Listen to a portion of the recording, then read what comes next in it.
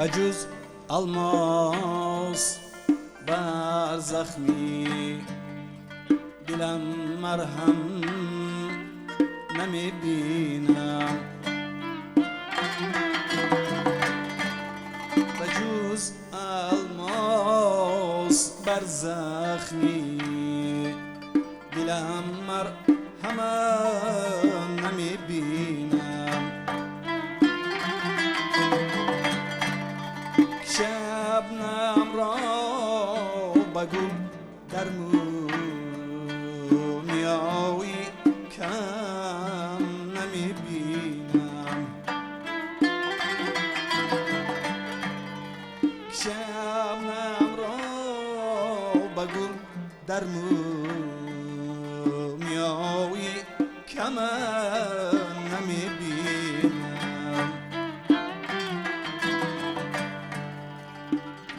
بظاهر آدمن اما به باطن نیستم آدم، بغیر از نامی آدم در جهان آدم نمیبینم.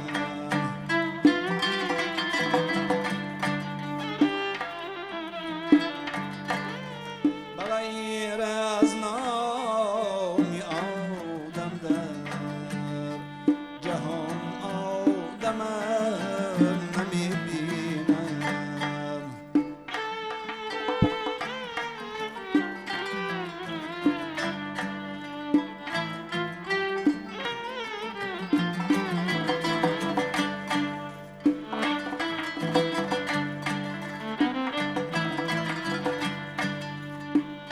چگونه نام بنویسم با آن رنگی گلی فردوس که من مرغی نسیمی صبح دم محرم نمیبینم.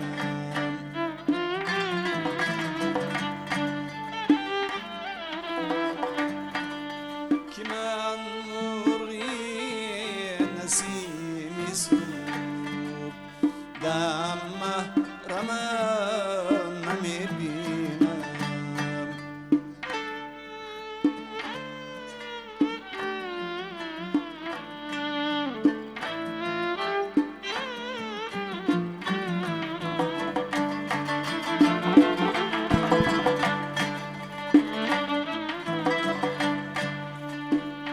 دهم چون سر بزانم از گردم از میگون، چون این کیفیتی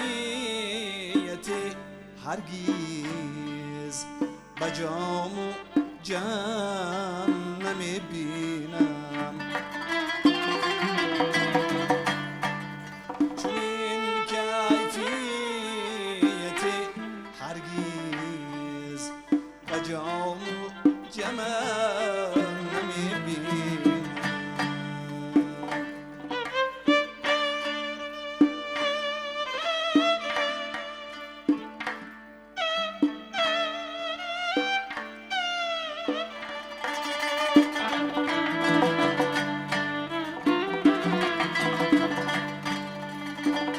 ز دوشی خود دلم باری تعلق را بده چون سر،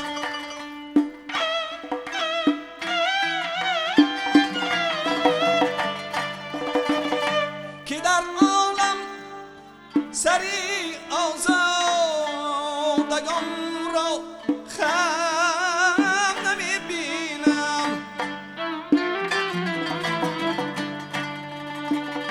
چرا از مردمی عالم نگیرم گوشه وارس که عهدی دوستی از هیچ کس محکم نمیبینم.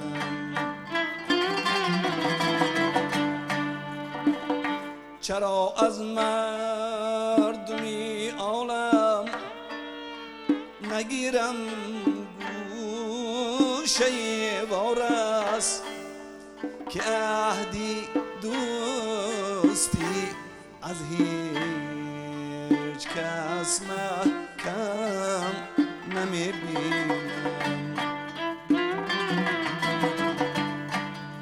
بجز الماس بر زخمی دلم مرهم نمیبینم.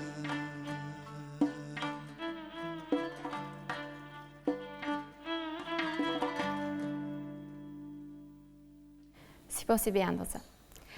اگر ما سخن از صنعت موسیقی تاجیک کنیم، اگر ما حرف زنیم از صنعت موسیقی سنتی، بیشتر پیش از همه سراول پیش نظر هویدا می‌گردند چهره های ماندگارش که توانستند با بنیاد مکتب خود پوشند پایه‌گذار و شهرستون همین مکتب و در قطار این رویخط زرین خوشبختانه امروز می‌بینیم که در برابر معروف خوجه بهادر، آدینه هاشم، ظفر ناظم و دیگران اینچنین نام هنرمند اصیل صنعتکار حرفه‌ای حافظ خلقی تاجیکستان بیان ابلاقلوف نیز می باشد و بشبه این نفر نیز فخر و افتخار ما به حساب می روند چون چندین سرودها از این نفر به ما میراث مانده است. درود دوستان عزیز، شامتان بخیر. و این شام هم بازخوانی خواهد شد سرود ایشان از جانب مطرب خوش سلیقه، هنرمند صاحب ذوق، فرزند بیان ابلاقلوف، بختیار بیانی. خوش آمدید، شامتان بخیر. تشکر، شامش من بخیر بود. تشکر. و چون برنامه را شروع نمودیم از سرود نمیبینم، غزل از وارث که خیلی بلند مضمون است، شنیدیم، لذت بردیم. واقعا یک دنیای معنوی بخشیده میتواند و این خیلی نگاه کنیم به کلواری سرودهایی که به ما میراث گذاشتند استاد بیان ابلاقلوف. هر یکی آن چنین دنیا را دارد، چنین تاثیرگذار است به روح و روان ما، خوب تاثیر میکند و رمزی است که با همین سرود آغاز نمودید. بیایید سری آن حرف بزنیم که چگونه است آن حسی که، چگونه است آن مسئولیتی که فرزند نامور، نامبردار اینچنین میراثبر همین گونه صنعتکار اصیل بودن براتان. گمان میکنم این در برابر شهرت و افتخار بودن اینچنین مسئولیتی بزرگ هم هست. بله؟ بله چنین است. پدر که خود هنرمند کسبی بودن، هر خیل شعرها رو قبول نمی کردن، نمی سراییدن. پر از ادب و معنی است، پر از تربیه است. اون چیزی که پدر انتخاب کردگی هستند و امروز ما حرکت کرده من دوام داده ایستادیم کسب پدر رو. و گمان میکنم به مخلصان پدر شما آنگونه‌ای که شما امروز ادامه میدهید صنعت ایشان را بسیار پسند است، بسیار مقبول است. بله همه مینت دارن، میگن پدرت این شب زنده شد که بعد گفتی مردمی. نفری که این نفر را به صنعت هدایت کرده است شنیده ایم که فرزندی تقای پدرتان می باشند. بله هم استادشان می حسابند، استاد شادروان سراج سفروف، برادرشان شرف سفروف تقا بچه بودن. اینها هم بسیار هنرمندای کسبی بودن. شما خود که استادزاده هستید، در عائله صنعتکار به دنیا آمده، در گذشته پدرتان صنعتکاران بودن. بله البته حتی تقوی کلانی بابای ما همراهی حاجی عبدالعزیز عبدالرسولوف دوتا رو ناختگی هستن، همکار بودن، دوست بودن. و در ادامه باشد ارتیست خلقی تاجیکستان عادل جان نظروف استادی کردن به پدرتان. بله اولین شاگردای استاد عادل جان نظروف هستند. و اینچنین اگر ما به همین حیات سرگذشت ایشان نظر اندازیم معلوم میگردد که یک شخصی بودند مهمان نواز و هر نفری که هر صنعتکاری که به شهر پنجکین مهمان میشد و سفر میکرد میرفت هیچگاه به مهمانخانه نمیرفت درست به خانه شما بله؟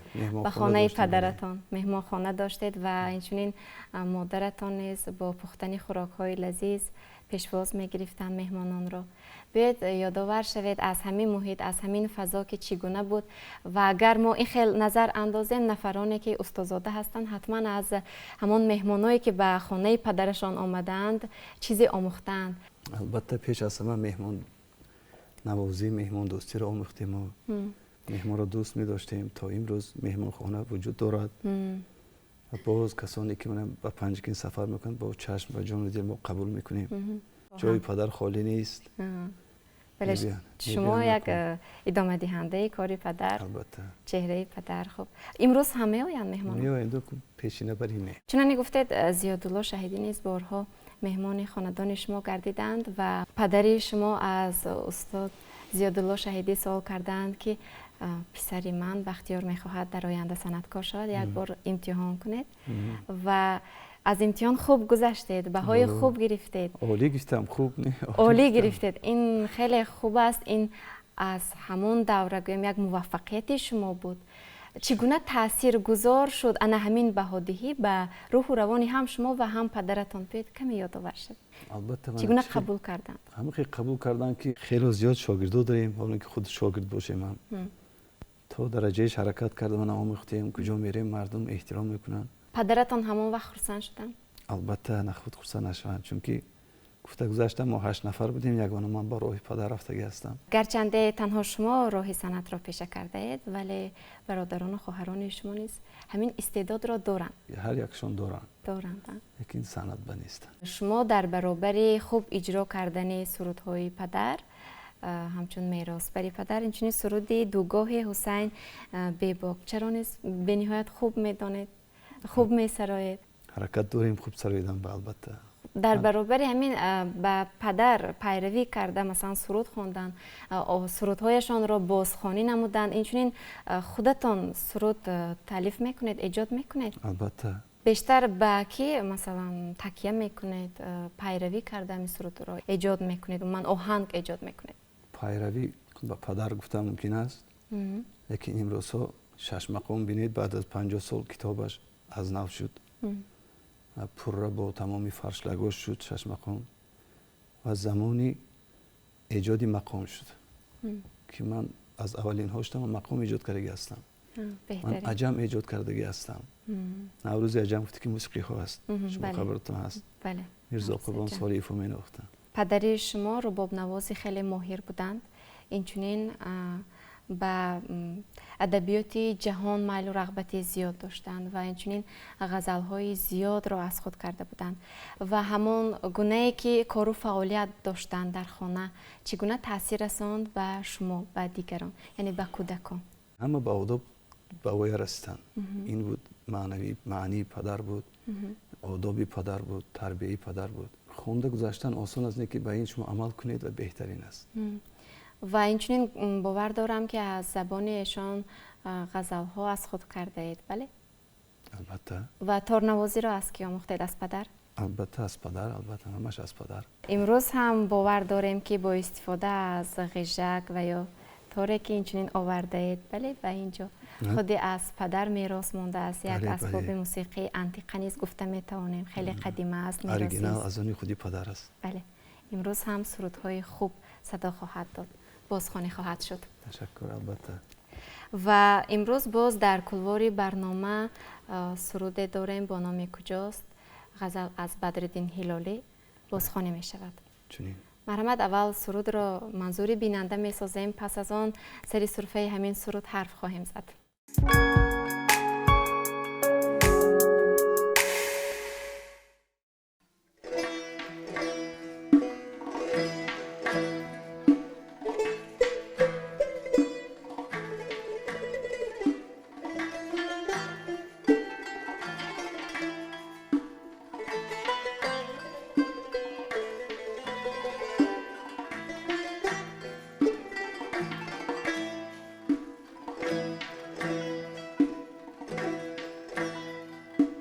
روزی نو روز است و سروی گلزاری من کجاست؟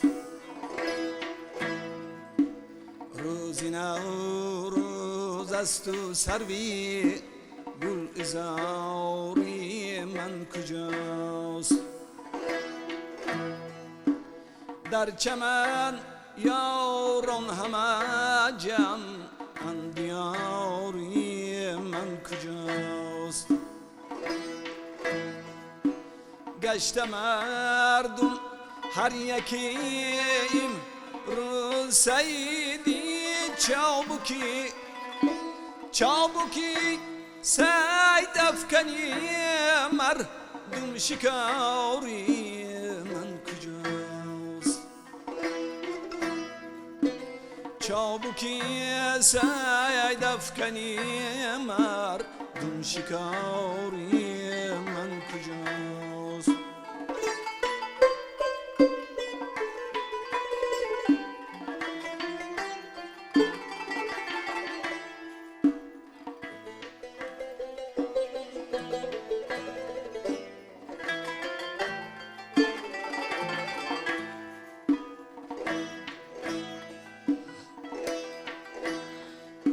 نیست یک ساعت قرارین جانبی آرام را،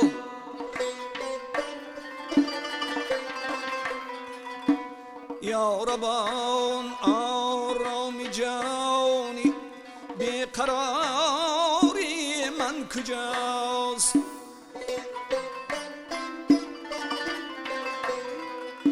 سوخت از در بی جدایی دل به امیدی وصال، مرهمی داغی دلی امیدواری من کجاست؟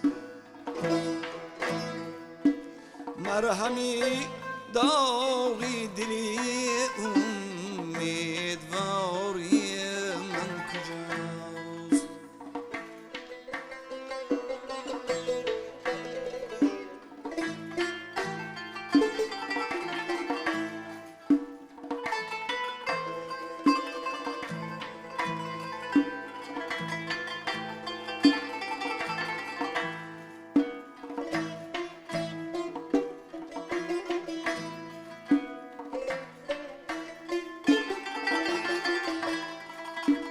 روزگاری شد که دور رفت تا دیم آخر بپرس،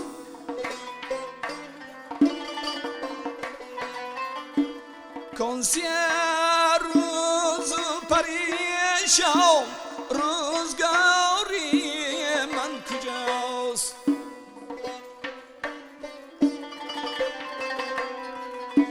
بود عمری بر سری را حد هلالی خاکی را، ساعتی مه نگفتی خاکساری من کجاست؟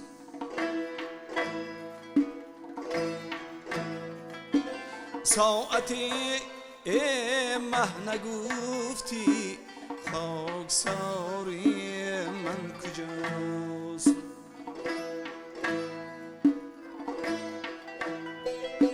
یا ربان آرام جانی بیقراری من کجاست؟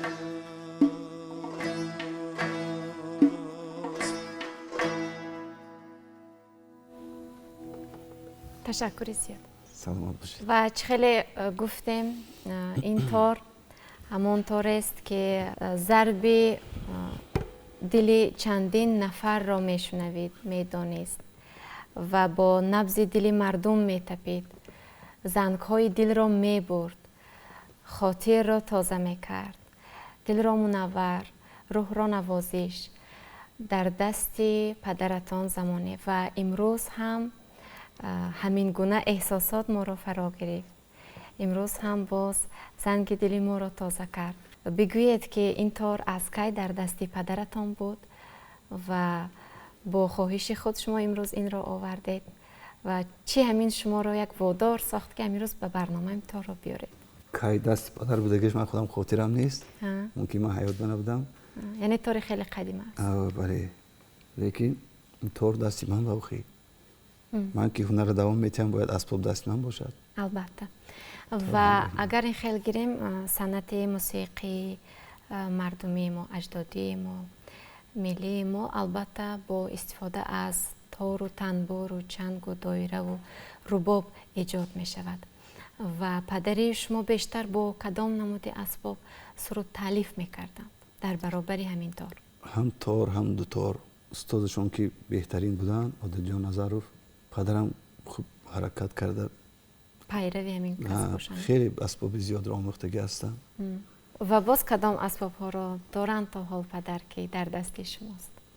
غیژک هست، دایره هست، چنگ هست، خیلی کونوی ولیکن. همین سرودی که بازخوانی شد با نام کجاست، این را کی آموخته بودید و یا کی از پدر شنیده بودید؟ کی تالیف کرده بودند، ایجاد کرده بودند؟ تخمین سالهای 80 تا 90 بود. من دانشجوی آموزشگاه موسیقی شهری خوجند بودم. تیز آمده می ایستادم پنجکین. پنجکین ما از بس که شهری کوچک غیژک نواز نداشت، من در هر محفل و معرکه ها، کنسرت ها پیش بوستان میگفتم این رسان دلی اشتراک کردگی هستم. من از همون سالها یاد دارم بی پدر میخوندن. ایجادی سالهای 80 تا 90 همین سرود رو. و تا چه اندازه در محفل ها همین سرود بازخوانی می شود؟ در معرکه ها طلب هست برای همین سرود میپرسن مخلصانشان؟ البته میپرسن، مخلصاشون میپرسن. و در همون وقت ها در یاد دارید که مخلصان پدرتان چگونه مناسبت داشتند به آهنگ و سرود ایشان؟ چگونه پذیرایی میکردند؟ چگونه درخواست ها میکردند؟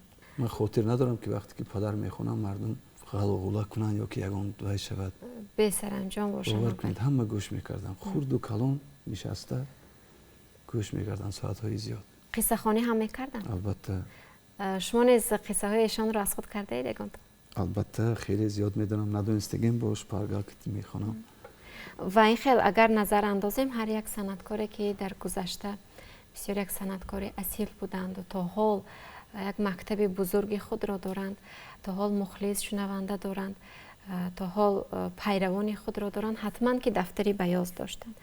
از پدر شما نیز باور داریم که هست؟ بله؟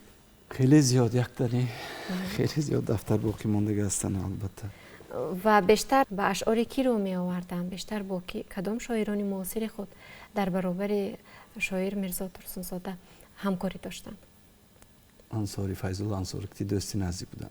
در حقیقت هم کاری هم داشتن و بعد از وفات فیض الله انصاری حتی از پایتخت رفته از پدر گفتن که شما دوست بودید، ما فهمیدیم که غزلایی که شما میخونید در کتاب نیست، چون این رساندنده مردم. بعد در حقیقت پدر گفته زمزمه کنن، گفتن در حقیقت نیست، این در بایشون کتابتشون گفته. از پدر چند غزلایی گرفته رفتن. بیاد باز هم یک سرود دیگری را بازخوانی میکنیم، پس آن باز برنامه را ادامه میدیم. به چشم. پدر خیلی دوستی زیاد داشتن. خیلی دوست رو حرمت میکردن، عزت میکردن و خیلی غزلهای زیاد درباره دوست دارم پدر.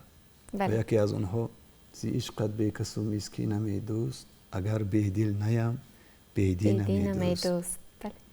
پس مرحبا میشنوید. سلامت باشید.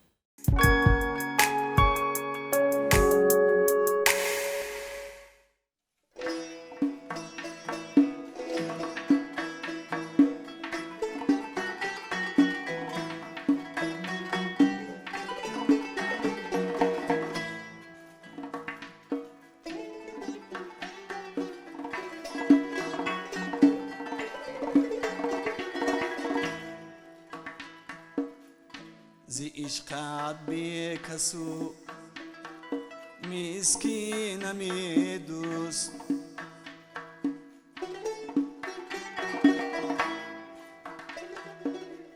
زی عشقت بی کسو مسکینم ای دوست، اگر بی دل نیم بی دینم ای دوست، اگر بدینم بدینم دوست مرا 100 بار گفتی خواهمت کشت بکش تا یک میبینم دوست بکش یک ره مکوش کندینم دوست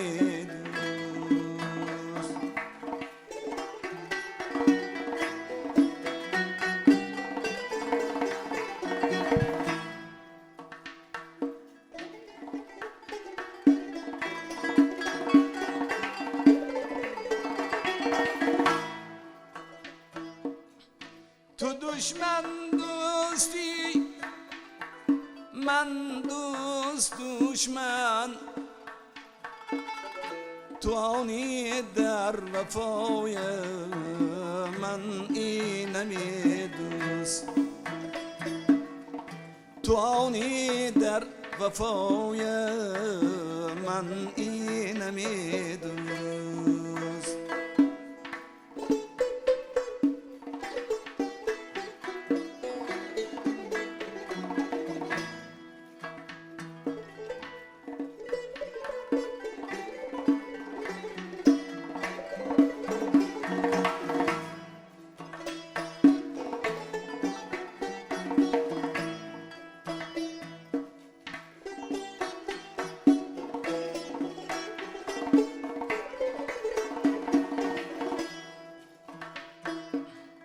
کمال عذاب شد هیچ و تو هیچش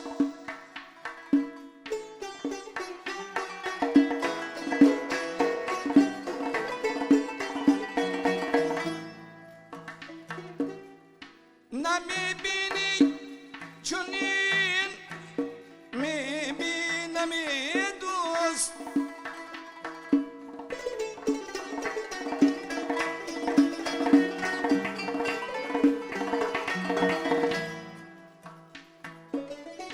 کمال عذاب شد هیچ و تو هیچش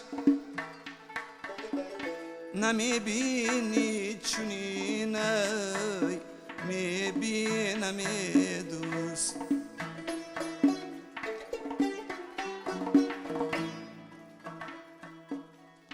کمال عذاب شد هیچ و تو هیچش نمیبینی چنین میبینم دوست نمیبینی چنین میبینم دوست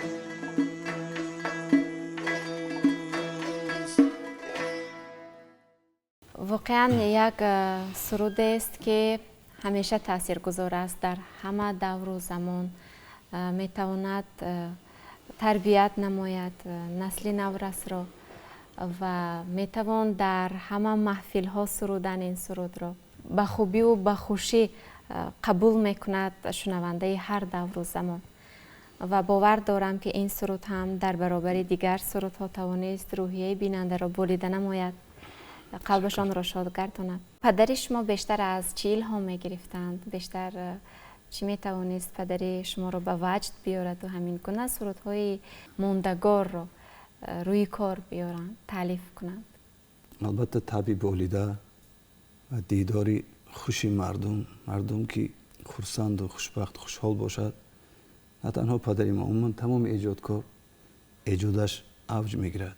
از سرود تربیوی است، محبتی است، نعت است.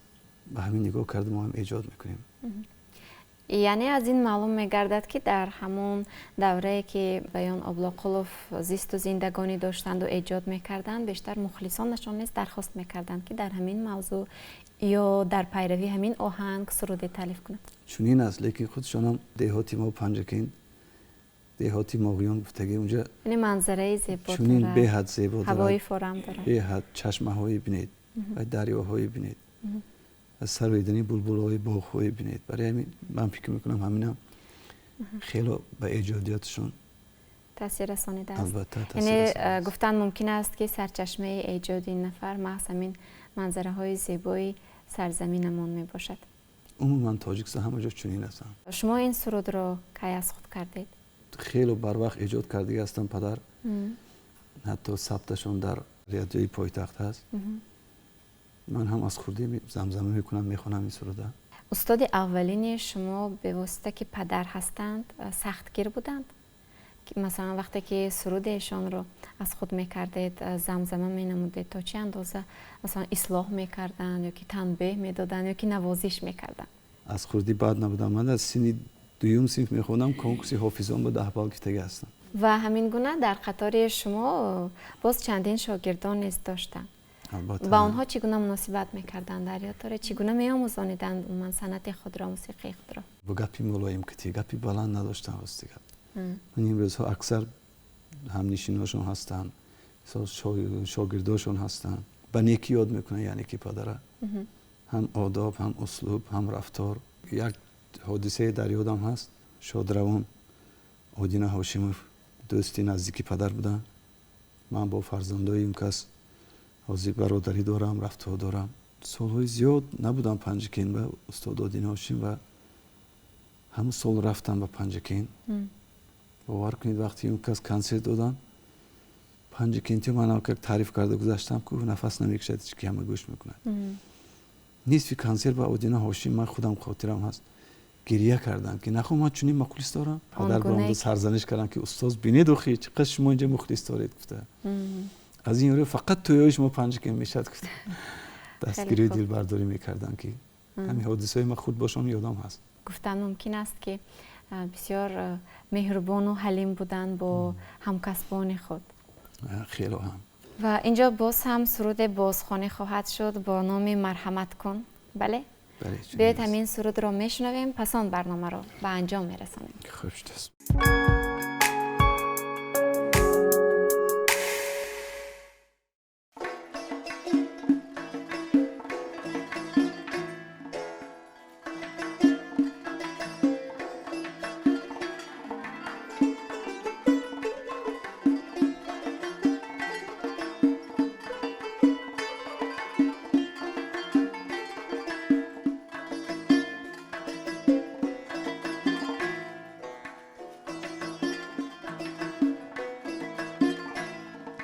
ای مهوشی زمانم ای یار مرحمت کن،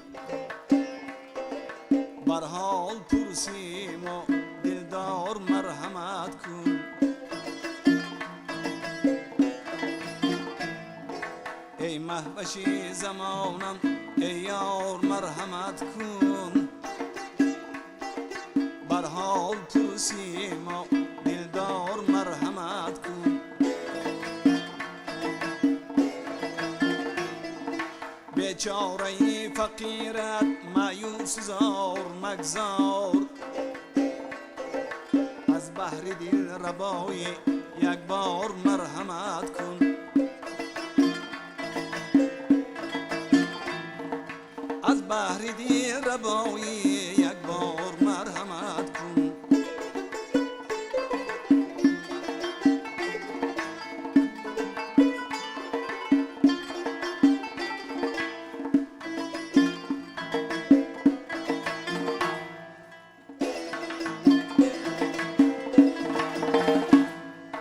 به حد و به شمار است نقصان و عیب هایم، به حد و به شمار است نقصان عیب هایم. بر دل مگیر کینه 100 بار مرحمت کن. بر دل مگیر کینه 100 بار مرحمت کن.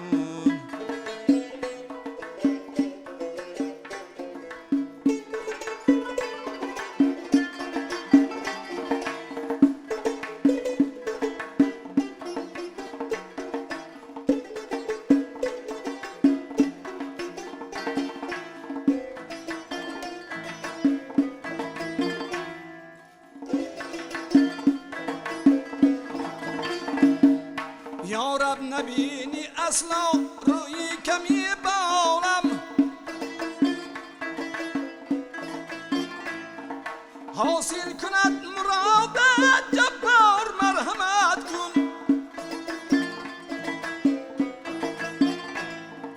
جز جان دیگر نداری در راه تو نثاری جز جان دیگر نداری در راه تو نثاری نوکردار از ما ای یار مرحمت کن نوکردار از ما ای یار مرحمت کن ای مهوشی زمانم ای یار مرحمت کن بر حال پرسیم و دلدار مرحمت کن بر حال پرسیم و دلدار مرحمت کن بر حال پرسیم و دلدار مرحمت کن